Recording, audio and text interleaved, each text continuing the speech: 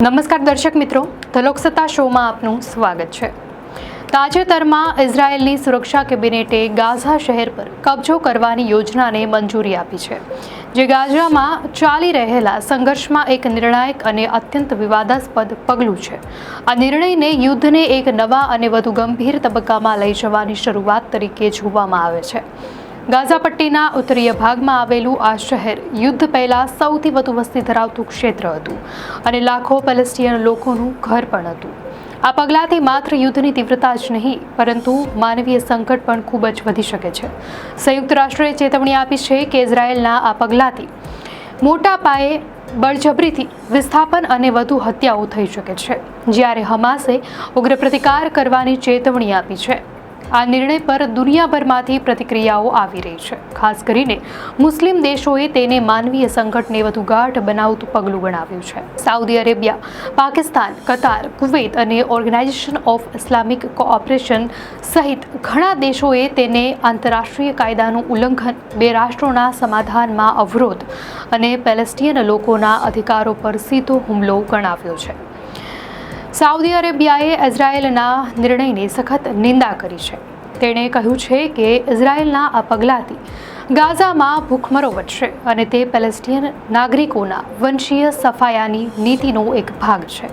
સાઉદીના વિદેશ મંત્રાલયે આંતરરાષ્ટ્રીય સમુદાયને તાત્કાલિક ઇઝરાયેલી હુમલાઓ બંધ કરવા માટે અપીલ કરી છે, નહીં તો તે આંતરરાષ્ટ્રીય શાંતિને જોખમમાં મૂકશે। સાઉદી અરેબિયાના વિદેશ મંત્રાલય દ્વારા જાહેર કરાયેલા એક નિવેદનમાં કહેવામાં આવ્યું છે કે જો આંતરરાષ્ટ્રીય સમુદાય અને સુરક્ષા પરિષદ તાત્કાલિક ઇઝરાયેલી હુમલાઓ અને તેના દ્વારા થઈ રહેલા ઉલ્લંઘનોને બંધ નહીં કરે તો તે આંતરરાષ્ટ્રીય વ્યવસ્થા અને કાયદેસરતાના પાયાને નબળી પાડશે। તેનાથી પ્રાદેશિક અને આંતરરાષ્ટ્રીય શાંતિને જોખમમાં મૂકશે અને એવી પરિસ્થિતિઓનું નિર્માણ થશે કે જેનાથી નરસંહાર અને બળજબરીથી વિસ્થાપનને પ્રોત્સાહન મળી શકે છે।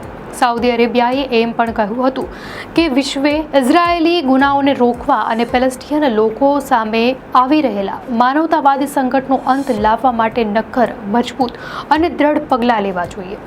કતારે પણ ઇઝરાયેલની આ યોજનાની નિંદા કરી છે। કતારના વિદેશ મંત્રાલયે કહ્યું છે કે ઇઝરાયેલનો નિર્ણય માનવતાવાદી સંકટને વધુ ગંભીર બનાવી શકે છે અને યુદ્ધ વિરામના પ્રયાસોને નબળા પાડશે। નિવેદનમાં જણાવાયું છે કે ઇઝરાયેલ આંતરરાષ્ટ્રીય માનવતાવાદી કાયદા અને ઠરાવોનું ઉલ્લંઘન કરવાનું ચાલુ રાખે છે, જેમાં યુદ્ધના હથિયાર તરીકે ખોરાકનો ઉપયોગ કરીને ઇરાદાપૂર્વક નાગરિક વસ્તીને ભૂખ્યા રાખવાનું પણ શામેલ છે। પાકિસ્તાનના વડાપ્રધાન શહબાઝ શરીફે કહ્યું છે કે આ નિર્ણય પેલેસ્ટિયન લોકો સામે ચાલી રહેલા યુદ્ધનો એક ભાગ છે, જે માનવીય કટોકટીને વધુ ખરાબ કરશે અને શાંતિની કોઈ પણ શક્યતાને સમાપ્ત કરશે। તેમણે જણાવ્યું કે આપણે આ સ્થિતિનું વાસ્તવિક કારણ ભૂલવું ન જોઈએ। ઇઝરાયેલનો પેલેસ્ટિયન ભૂમિ પર લાંબા સમયથી ગેરકાયદેસર કબજો છે।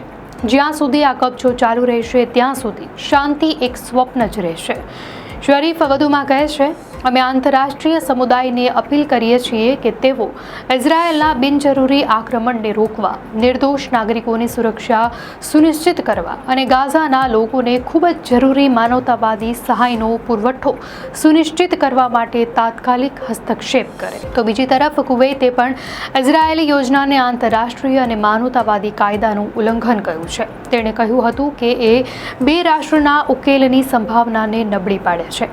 કુવૈતના વિદેશ મંત્રાલય દ્વારા જારી કરાયેલા નિવેદનમાં કહ્યું છે કે સુરક્ષા પરિષદ અને આંતરરાષ્ટ્રીય સમુદાયે આ અમાનવીય કૃત્યોને રોકવા, ગાઝા પટ્ટી સુધી પૂરતી અને તાત્કાલિક સહાય પહોંચાડવા માટે સરહદી માર્ગો ખોલવા અને ઇઝરાયેલની ભૂખમરો અને વંશીય સફાઈની નીતિનો અંત લાવવા માટે તેમની જવાબદારીઓ પૂર્ણ કરવી જોઈએ। ઓર્ગેનાઇઝેશન ઓફ ઇસ્લામિક કોઓપરેશને જણાવ્યું હતું કે ગાઝા પટ્ટી પર ફરીથી કબજો કરવાની અને મોટી સંખ્યામાં પેલેસ્ટિયનોને વિસ્થાપિત કરવાની યોજનાઓ હાલની માનવતાવાદી પરિસ્થિતિને વધુ ખરાબ કરી શકે છે। તેમણે સંયુક્ત રાષ્ટ્ર સુરક્ષા પરિષદને કાયમી યુદ્ધ વિરામ અને પેલેસ્ટિયન લોકો માટે અસરકારક આંતરરાષ્ટ્રીય સુરક્ષા પૂરી પાડવા માટે તાત્કાલિક અને નક્કર પગલાં લેવા વિનંતી કરી છે।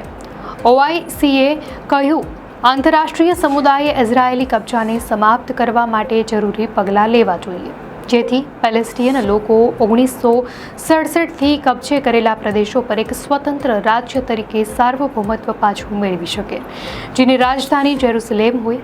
ઇઝરાયેલની આ યોજનાની માત્ર મુસ્લિમ દેશો જ નહીં પરંતુ બ્રિટન, ફ્રાન્સ અને કેનેડા દ્વારા પણ સખત નિંદા કરવામાં આવી છે. જર્મનીએ ઇઝરાયેલમાં લશ્કરી નિકાસ બંધ કરી દીધી છે, તો ઇઝરાયેલના સંરક્ષણ મંત્રી અઝરાએલ કાત્સે આંતરરાષ્ટ્રીય ટીકાને નકારી કાઢી છે અને કહ્યું છે કે ઇઝરાયેલની નિંદા કરનારા અને પ્રતિબંધોની ધમકી આપનારા દેશો અમારા મનોબળને નબળું પાડી શકશે નહીં. તુર્કીના વિદેશ મંત્રાલયે ઇઝરાયેલના હેતુઓ પર સવાલ ઉઠાવ્યા હતા અને કહ્યું હતું કે આ નિર્ણય પેલેસ્ટિયનોના અધિકારોની વિરુદ્ધ છે. તો નિવેદનમાં કહેવામાં આવ્યું હતું કે ઇઝરાયેલનો ઉદ્દેશ્ય પેલેસ્ટિયનોને તેમની પોતાની ભૂમિ પરથી બળજબરીથી વિસ્થાપિત કરવાનો છે. સંયુક્ત રાષ્ટ્રના માનવાધિકાર વડા વોલ્કર ટર્કે ગાઝામાં યુદ્ધ તાત્કાલિક બંધ કરવાની અપીલ કરી છે અને કહ્યું છે કે જો પરિસ્થિતિ વધુ વણસે તો તેના ગંભીર પરિણામો આવશે.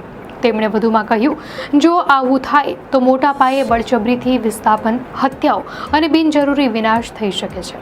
ઇઝરાયેલની આ યોજનાની માત્ર મુસ્લિમ દેશો જ નહીં પરંતુ બ્રિટન, ફ્રાન્સ અને કેનેડા દ્વારા પણ નિંદા કરવામાં આવી. ઇઝરાયેલી વડાપ્રધાન કાર્યાલય તરફથી એક નિવેદનમાં કહેવામાં આવ્યું છે કે ઇઝરાયેલી ડિફેન્સ ફોર્સિસ ગાઝા શહેરનું નિયંત્રણ લેવાની તૈયારી કરશે. આ નિવેદનમાં યુદ્ધનો અંત લાવવા માટે 5 સિદ્ધાંતો નક્કી કરવામાં આવ્યા છે.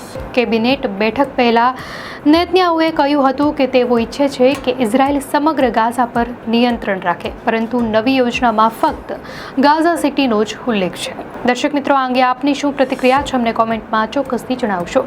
અને જો આપને આ માહિતી સારી લાગી હોય તો વિડીયોને લાઇક કરો અને ચેનલને સબસ્ક્રાઇબ કરો.